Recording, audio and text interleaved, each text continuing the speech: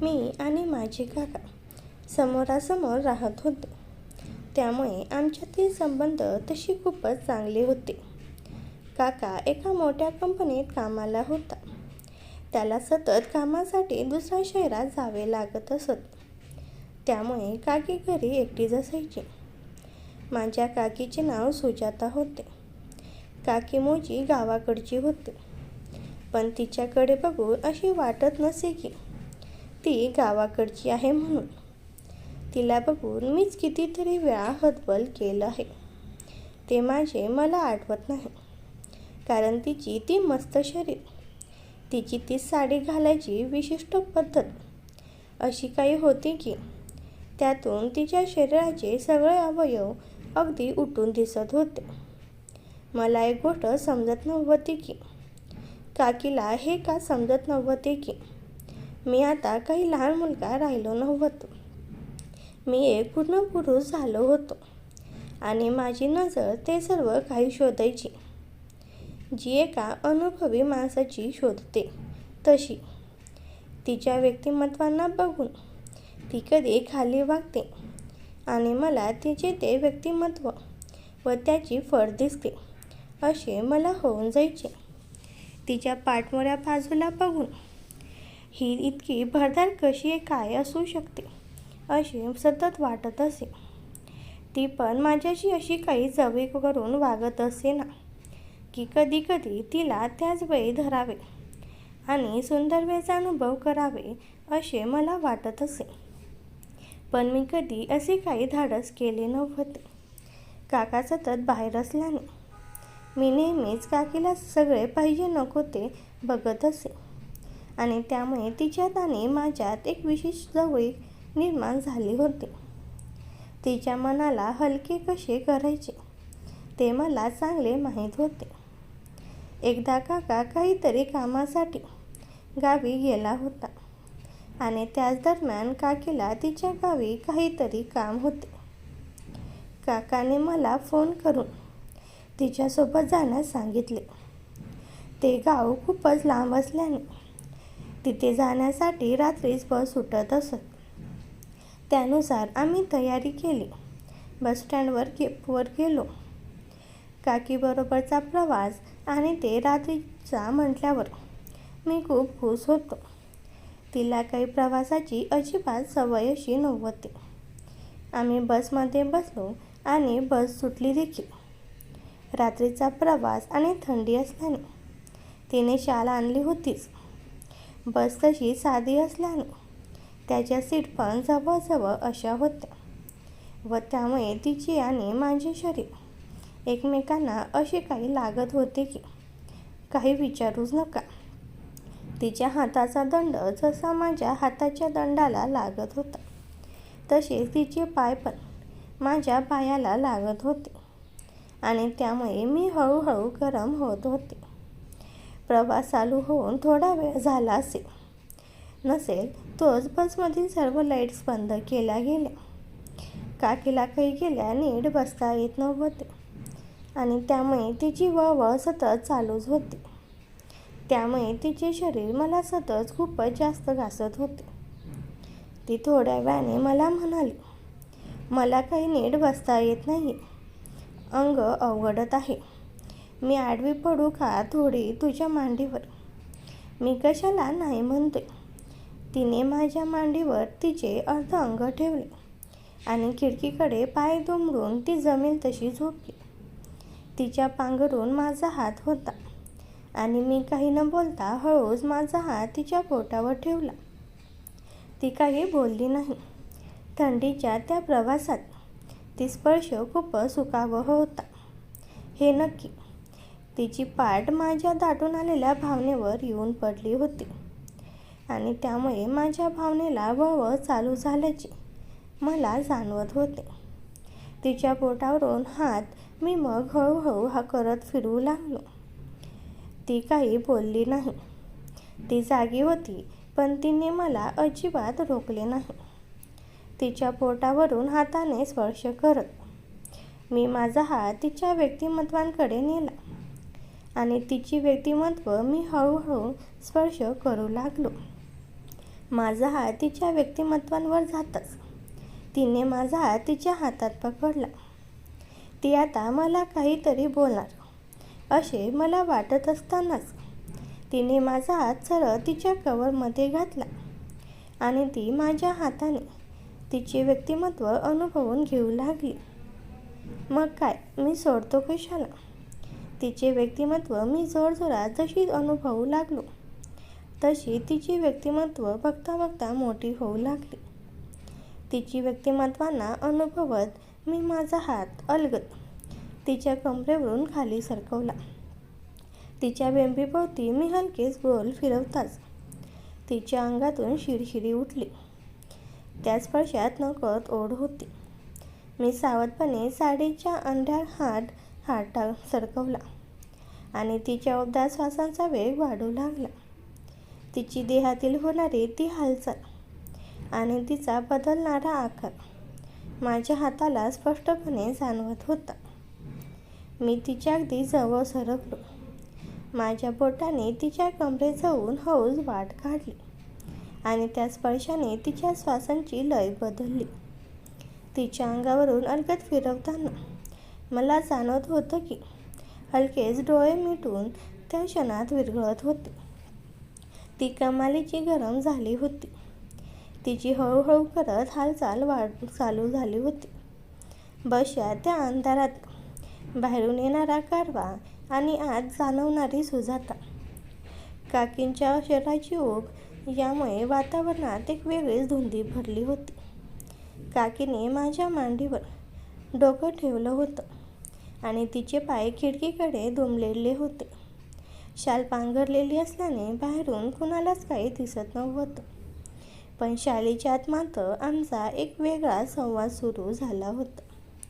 माझा हात तिच्या पोटावरून फिरत असताना मला तिच्या श्वासांचा वेग वाढल्याचे जाणवत होते. तिने माझा हात झटकला नाही. उलट तिने स्वतःचा हात माझ्या हातावर ठेवून मला अधिक धीर दिला. तिच्या कमरेवरचा तो स्पर्श इतका रेशमी होता की माझा ताबा सुटत चालला होता. मी हळूच माझा हात तिच्या ब्लाऊजच्या काठांपर्यंत नेला. जेव्हा तिने एक दीर्घ सुस्कारा सोडला आणि तिची पकड माझ्या हातावर घट्ट झाली. कोणी बघेल रे, ती अगदी माझ्या कानापाशी कुजबुजली. तिच्या त्या गरम वाफेसारख्या श्वासाने माझ्या अंगावर सरसरून काटा आला. कुणीच बघत नाहीये काकी, सगळे झोपलेत. मी तिच्या केसातून हात फिरवत म्हणालो. बसच्या प्रत्येक धक्क्यासोबत तिचे शरीर माझ्या अंगाला अधिकच घासत होते. या घर्षणामुळे माझ्या मनातल्या भावना अनावर होत होत्या. काकीने आता तिची कंबर थोडी वर उचलली आणि माझ्या हाताला ती जागा मोकळी करून दिली जिथे पोहोचण्याची माझी वर्षानुभवाची इच्छा होती. शालीच्या आड त्या अंधारात मी तिच्या शरीराच्या प्रत्येक वळणाचा अनुभव घेऊ लागलो. ती मधूनच डोळे घट्ट मिटून घ्यायची आणि तिच्या ओठांतून एक मंद सुबक आवाज निघायचा. त्या रात्रीच्या प्रवासात शब्दांपेक्षा आमचे स्पर्श जास्त बोलत होते.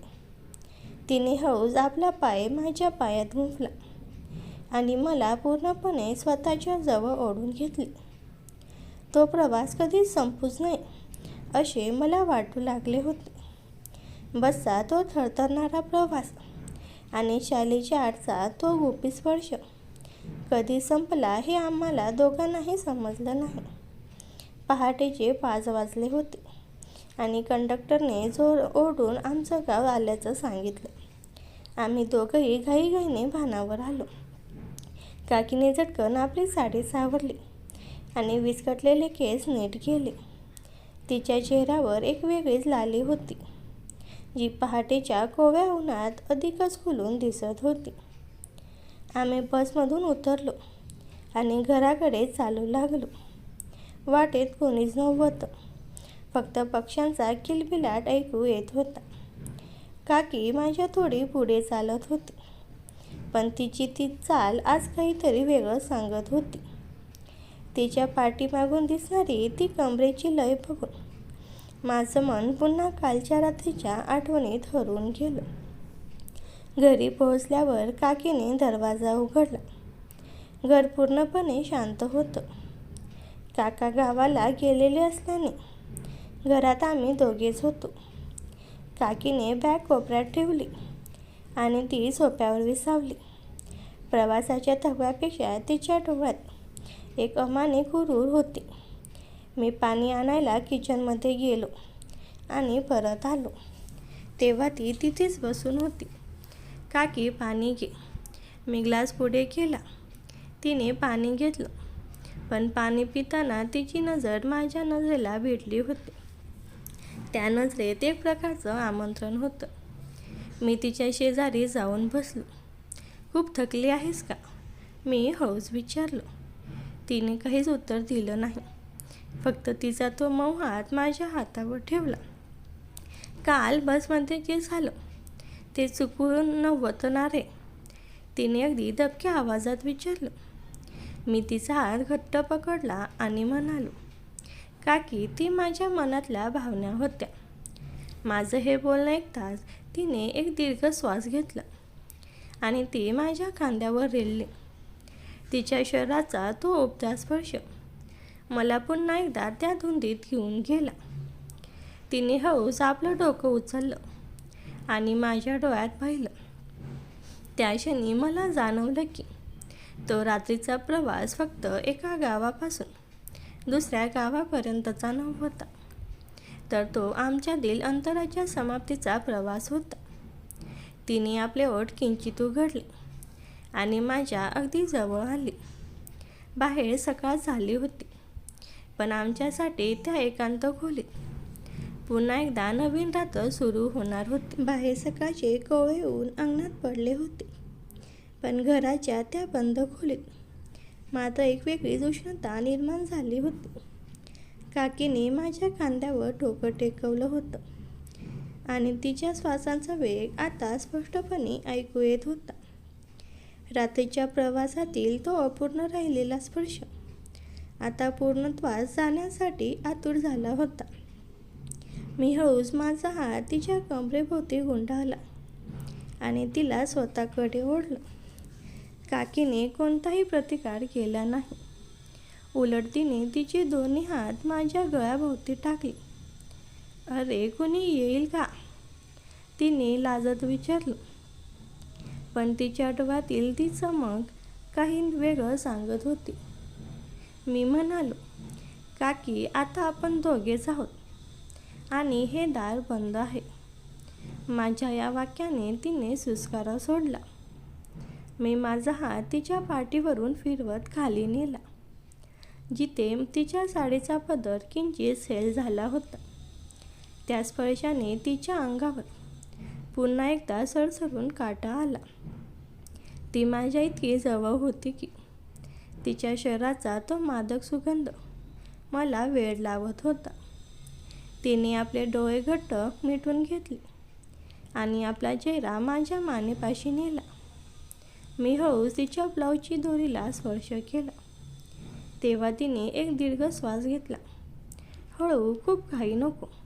ती कुजबुजली. तिच्या आवाजात एक प्रकारची ओढ होती, जी मला अधिक दृढ बनवत होती. मी तिला अलगद उचलून बेडवर नेलं.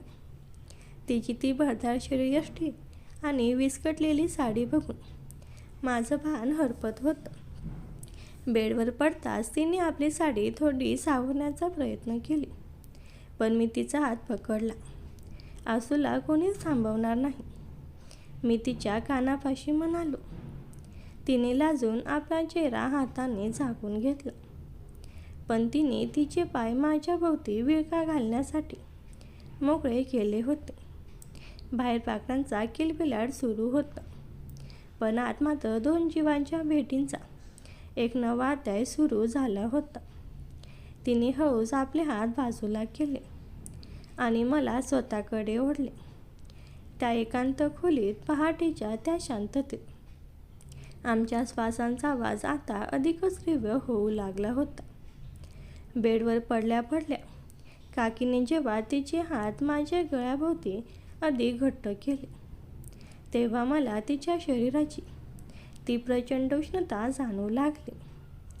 तिची साडी आता पूर्णपणे अस्ताव्यस्त झाली होती आणि तिच्या त्या भरदार शरीराची वळणे त्या अर्धवट उजेडात अधिकच मादक दिसत होती. मी हळूच खाली झुकलो आणि तिच्या मानेवर छोटासा स्पर्श केला. तेव्हा तिने डोळे गच्च मिटून घेतले आणि तिच्या तोंडातून एक मंद हुंकार बाहेर पडला. सुजाता काकी. मी पहिल्यांदाच तिचं नाव घेतले. ते ऐकून तिने माझी केस हाताने विस्कटली आणि मला स्वतःच्या अधिक जवळ घेतलं. माझा हात आता तिच्या कमरेच्या त्या मऊ भागावरून सरकत खालच्या दिशेला गेला होता. तिच्या त्वचेचा तो मखमली स्पर्श आणि त्या स्पर्शाने तिची होणारी ती तडफड, सगळं काही एखाद्या स्वप्नासारखं वाटत होतं. तिने हळूच आपला पाय माझ्या पायात गुंफला आणि कमरेला एक असा झटका दिला की आमची शरीर एकमेकात पूर्णपणे मिसळून गेली. तिच्या ब्लाऊजचे हूक आता माझ्या बोटांच्या स्पर्शाने हळूहळू सुटत होते. प्रत्येक हूक निघताना तिची धडधड वाढत होती. जेव्हा मी तिचा ब्लाऊज खांद्यावरून थोडा खाली सरकवला तेव्हा तिने लाजून आपला चेहरा उशीत लपवला. पण तिने मला थांबवलं नाही. उलट तिने स्वतःचा हात माझ्या पाठीवर फिरवून मला अधिक प्रोत्साहित केलं. तिच्या श्वासांचा वेग आता इतका वाढला होता की खोलीत फक्त आमचे श्वास ऐकू येत होते. तिने हळूच माझे ओठ आपल्या ओठांजवळ नेले.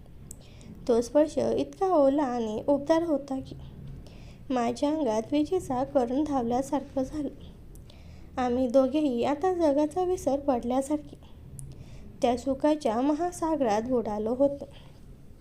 बाहेरून कोणाची तरी चाहूल लागते की काय अशी भीती वाटत होती. पण त्या भीतीपेक्षा एकमेकांना मिळवण्याची जिद्द जास्त मोठी होती. काकीने आता पूर्णपणे स्वतःला माझ्या स्वाधीन केलं होतं. तिची ती साडी, तो विस्कटलेला पदर आणि तिच्या देहाचा तो मादक सुगंध. त्या सकाळी एका नव्या नात्याची आणि एका नव्या अनुभवाची मुहूर्तमेढ रोवली गेली होती. माझ्या हातांचा स्पर्श तिच्या अंगावरच्या प्रत्येक भागाला आता स्वतःचा करून घेत होता. काकीने हळूच तिची कंबर वर उचलली आणि साडीचा तो उरला-सुरला अडथळाही दूर झाला. तिचं ते पूर्ण आणि भरदार शरीर आता माझ्या नजरेसमोर होतं. पहाटेच्या त्या अस्पष्ट उजेडात तिची त्वचा एखाद्या सोन्यासारखी चकाकत होती. मी जेव्हा तिच्या पोटावरच्या त्या खोल बिंबीभोवती बोटाने गोल फिरवलं तेव्हा तिने माझी केस गच्च पकडली आणि तिचा पाय हवेत थरथरला. बस कर रे, आता सहन होत नाहीये, ती हुंदके देत म्हणाली. पण तिच्या त्या आवाजात नकार नव्हता, तर एक अनावर झालेली इच्छा होती. मी हळूहळू खाली सरकलो आणि तिच्या त्या रेशमी मांड्यांवर हात फिरवू लागलो. तिथला तो ओलावा आणि उबदारपणा मला सांगत होता की ती आता पूर्णपणे तयार आहे. तिने स्वतःच आपले पाय थोडे फाकवले आणि मला स्वतःच्या अधिक जवळ ओढलं.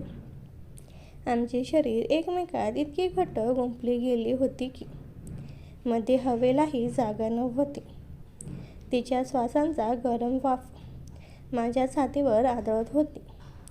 जेव्हा आमचं मिलन झालं तेव्हा तिने माझ्या खांद्याचा जोरात घसका तोडला आणि एक दीर्घ सुस्कारा सोडला. त्या एका क्षणात जणू काळ थांबला होता. आम्ही दोघंही त्या सुखांच्या शिखरावर पोहोचलो होतो जिथे जगाचा विसर पडतो. तिचं ते थरथरणारं शरीर हळूहळू शांत होऊ लागलं आणि ती माझ्या मिठीत विरघळली. तिने तिचे डोळे मिटले होते आणि तिच्या चेहऱ्यावर एक विलक्षण समाधान होतं. बराच वेळ आम्ही तसेच पडून होतो. फक्त आमची धडधड एकमेकांना ऐकू येत होती. आता कसं वाटतंय काकी? मी तिच्या कानापाशी कुजबुजलं. तिने लाजून आपला चेहरा माझ्या छातीत लपवला आणि म्हणाली, आज खऱ्या अर्थाने मी कुणाची तरी झाले असं वाटते. बाहेर कुणाची तरी चाहूल लागली आणि आम्ही पटकन सावरलो. पण आमच्या डोळ्यात जे गुपित होतं ते आता कायमच आमच्यातच राहणार होतं. घराच्या त्या शांत वातावरणात आमची ती धुंदी नुकतीच ओसरली होती. आम्ही दोघंही सावरलो होतो आणि काकीने घाईघाईने साडी नेसून विस्कटलेले केस नीट केले होते. तितक्यात घराच्या बाहेरच्या कड्यांचा आवाज झाला. आम्ही दोघंही दचकलो. काका इतक्या लवकर परत येतील याची आम्हाला अजिबात कल्पना नव्हती. काकीने आरशात पाहून स्वतःला सावरलं आणि बाहेर गेली. मीही मागून गेलो. समोर काका उभे होते. त्यांच्या हातात बॅग होती आणि चेहऱ्यावर प्रवासाचा थकवा होता. अरे, तुम्ही दोघं पोहोचलाच होता. मला वाटलं अजून बसमध्येच असाल, काका हसत म्हणाले. काकीच्या चेहऱ्यावर थोडी भीती होती, पण तिने ती चटकन लपवली. हो, नुकतेच आलो आणि चहा ठेवलाय, ती सावरून म्हणाली. काका सोफ्यावर बसले आणि त्यांनी माझ्याकडे पाहिलं. काय रे, प्रवास कसा झाला? काकीने काही त्रास दिला नाही ना? त्यांच्या या प्रश्नाने माझ्या पोटात गोळा आला. पण मी स्वतःला सावरलं आणि हसत म्हणालो, नाही काका, प्रवास एकदम मस्त झाला. काकीने खूप साथ दिली. काकीने किचनमधून माझ्याकडे एक कटाक्ष टाकला. त्या नजरेत एक प्रकारची ओढ आणि गबरे असा इशारा होता. काका चहा पित असताना आम्हाला कालच्या रात्रीच्या त्या स्पर्शाची आणि बंद खोलीतल्या त्या उष्णतेची आठवण येत होती. काकासमोर बसलेले असूनही आमचं एक वेगळंच गुपित आमच्या डोळ्यात खेळत होतं. जेव्हा काका फ्रेश व्हायला आत गेले तेव्हा काकीने हळूच माझ्याजवळ येऊन माझ्या हाताला एक जोरात चिमटा काढला आणि हळूच कुजबुजली, आता शांत बस, नाहीतर सगळं समजेल त्यांना. तिचं ते लाजून बोलणं आणि तिच्या अंगातून येणारा तोच मादक सुगंध मला पुन्हा एकदा घायाळ करत होता. काकांसमोर आम्ही अगदी सामान्य वागत होतो, पण टेबलाखालून काकीने तिचा पाय माझ्या पायावर असा काही दाबला की मला कालची रात्र पुन्हा आठवली. त्या दिवसापासून आमच्यातलं नातं बदललं होतं. काका घराबाहेर गेले की आमचं ते गुपित पुन्हा जिवंत व्हायचं. जगासाठी आम्ही काका पुतण्या होतो, पण त्या चार भिंतीच्या आत आमचं एक वेगळं जग निर्माण झालं होतं. काका घरी आल्यामुळे वातावरणात एक प्रकारचा संकोच दाटून आला होता. काल रात्रीपर्यंत आम्ही ज्या विश्वात होतो तिथून अचानक वास्तवात येणे थोडे कठीण जात होते. काका सोफ्यावरून बसून आरामात पेपर वाचत होते, पण माझं लक्ष मात्र किचनमध्ये काम करणाऱ्या काकीकडे होतं. नजरेचा खेळ काकीने स्वयंपाकघरातून बाहेर येताना माझ्याकडे पाहिले. तिच्या डोळ्यात कालच्या रात्रीची ती नशा अजूनही थोड्या प्रमाणात शिल्लक होती. तिने पदर नीट सावरला होता, पण तिच्या हालचालीत आता एक वेगळाच आत्मविश्वास जाणवत होता. काकामध्येच काहीतरी बोलले. अरे, चहा खूपच छान झालाय आज, सुजाता. काकी फक्त मंद हसली आणि तिने माझ्याकडे पाहून डोळा मिचकावला. तो क्षण इतका जिवंत होता की माझ्या काळजाचा ठोका चुकला. काकांसमोर अशा प्रकारे खुणावणे म्हणजे आगीशी खेळण्यासारखे होते, पण त्या धोक्यातच एक वेगळीच मजा होती. दुपारची वेळ होती. काका जेवण करून वामकुक्षी घेण्यासाठी बेडरूममध्ये गेले होते. घर पूर्णपणे शांत होतं. मी हॉलमध्ये बसून TV पाहत होतो, पण माझं चित्त मात्र स्थिरावत नव्हतं. थोड्या वेळाने काकी हळूच बाहेर आली. तिने पांढऱ्या रंगाची पातळ साडी नेसली होती, ज्यात तिचं शरीर अधिकच खुलून दिसत होतं. ती माझ्याजवळ आली आणि सोफ्याच्या मागे उभी राहून तिने माझ्या खांद्यावर हात ठेवला. तिचे ते मऊ हात लागताच मला पुन्हा एकदा कालच्या रात्रीची आठवण झाली. काका झोपलेत का? मी दबक्या आवाजात विचारलं. हो, गाढ झोपलेत, प्रवासाच्या थकव्याने. ती माझ्या कानापाशी कुजबुजली. तिच्या गरम श्वासाने माझ्या अंगावर सरसरून काटा आला. तिने हळूच खाली झुकून माझ्या गालावर एक हलकी पप्पी दिली. कालचं सगळं स्वप्न तर नव्हतं ना? तिनं विचारलं. मी तिचा हात पकडला आणि ओठांजवळ नेला. नाही काकी, ते तर फक्त सुरुवातीचं स्वप्न होतं. खरं आयुष्य तर आता सुरू होणार आहे. 2 दिवसानंतर काकांना पुन्हा एका मीटिंगासाठी शहराबाहेर जावे लागणार होते. काकाने बॅग भरली आणि ते घराबाहेर पडले. दरवाजा बंद होताच आम्ही दोघांनी एकमेकांकडे पाहिले. आता कोणत्याही भीतीशिवाय आम्ही एकमेकांचे होऊ शकत होतो. काकीने धावत येऊन मला मिठी मारली. किती वेळ वाट पाहायला लावलीस रे, ती म्हणाली. मी तिला उचलून घेतलं आणि थेट बेडवर नेलं. आज कोणतीही बस नव्हती, कोणतीही शाल नव्हती. फक्त आम्ही दोघी आणि तो अथांग एकांत होता. तिने साडीचा पदर स्वतःहून बाजूला केला. तिच्या शरीराचा तो सुगंध, ती ओढ आणि कालच्या अपूर्ण राहिलेल्या इच्छा पूर्ण करण्यासाठी आम्ही दोघेही सज्ज होतो. तिने माझे शर्टचे बटन सेल करताना माझ्या डोळ्यात पाहिलं आणि म्हणाली, आज आपल्याला कोणीच अडवणार नाही. काका घराबाहेर पडल्याचा आवाज झाला आणि जणू आमच्यावरचं एक मोठं दडपण निघून गेलं. घराचा मुख्य दरवाजा बंद होताच काकीने एक सुस्कारा सोडला आणि ती सोफ्यावरच झबकली. तिचे डोळे आता माझ्याकडे वळले होते. ज्या 2 दिवसाची ती साचलेली ओढ स्पष्ट दिसत होती. दुपारची वेळ होती. बाहेरुनाचा कडाका वाढला होता, पण घराच्या आत मात्र एक वेगळीच उष्णता निर्माण झाली होती. काकीने तिची साडी थोडी सावरली, पण तिची नजर माझ्यावरून हलत नव्हती. मी तिच्या जवळ गेलो आणि तिचा हात हातात घेतला. तिचे तळहात कमालीचे गरम झाले होते. काकी, आता कोणीच नाहीये, मी हळूच तिच्या कानापाशी कुजबुजलो. तिने लाजून आपलं डोकं माझ्या छातीवर टेकवलं. अरे, मला वाटलं होतं काकासमोर असताना तू माझ्याकडे बघणार नाहीस, पण तुझी ती चोरटी नजर मला वेड लावत होती. ती हसत म्हणाली.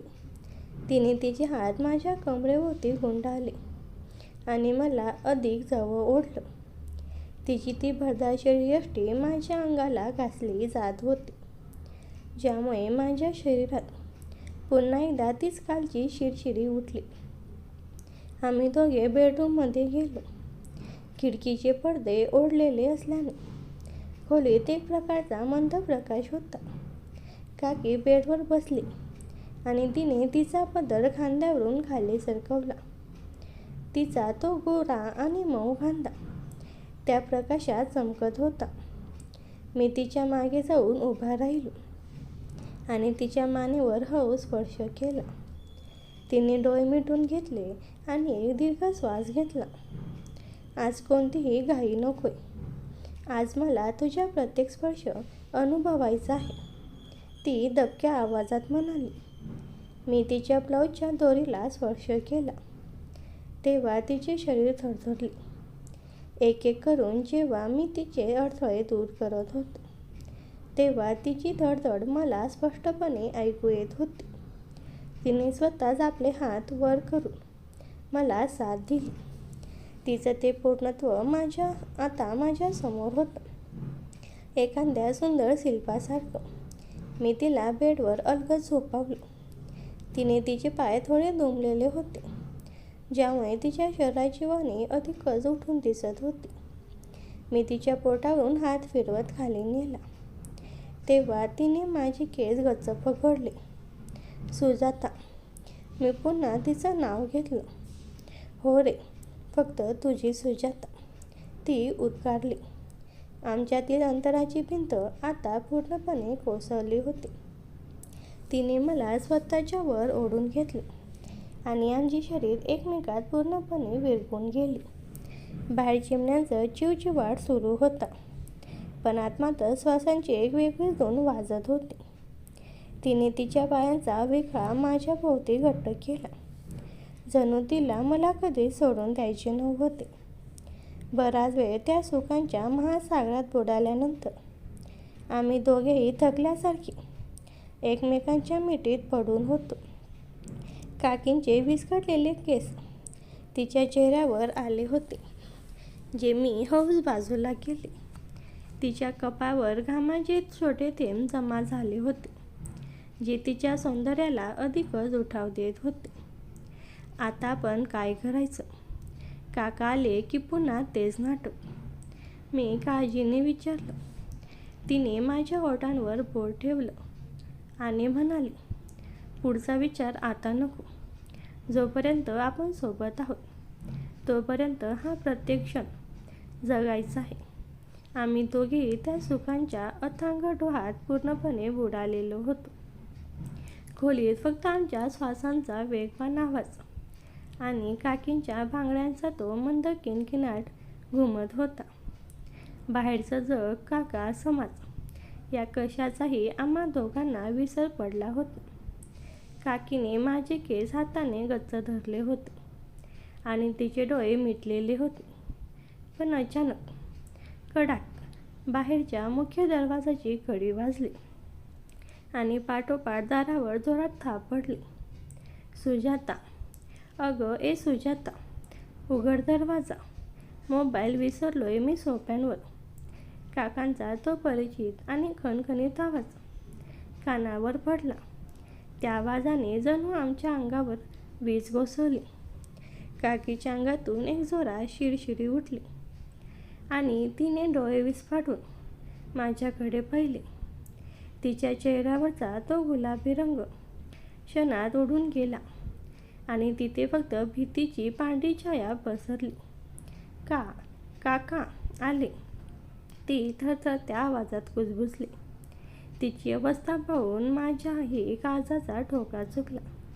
आम्ही दोघेही ज्या अवस्थेत होतो त्यातून सावरणं एक सेकंदाचं काम नव्हतं. बाहेरून पुन्हा आवाज आला. सुजाता, काय करतेस? उघड ना लवकर, टॅक्सी बाहेर उभी आहे माझी. काकी गडबडीने उठली.